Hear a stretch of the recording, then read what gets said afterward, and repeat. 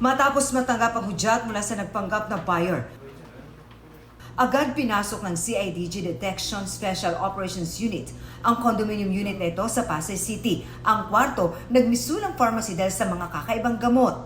Hindi pangkaraniwan na brand at may mga foreign characters pa. We are just taking the word of the seller for it. Na ito ay para sa ganito, ito ay para sa ganito. At ang masama nito walang validation ng ating FDA kung ito nga ay totoo ang sinasabi nila. Nagugat ang operasyon matapos isumbong sa CIDG ang di umano'y iligal na bentahan ng mga gamot na hindi mga rehistrado at hindi lang daw binibenta sa lugar ng suspect, kundi pati na rin online.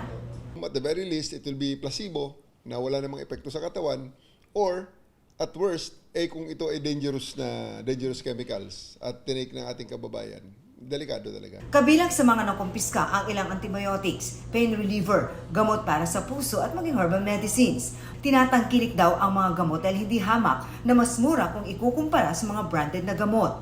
Chinese, Taiwanese at Vietnamese na mga POGO worker ang kalimitang mga parokyanan nito bukod pa sa ilan nating kababayan.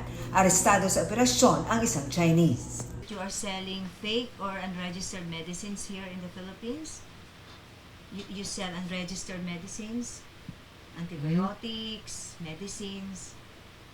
Are you selling them? No, I think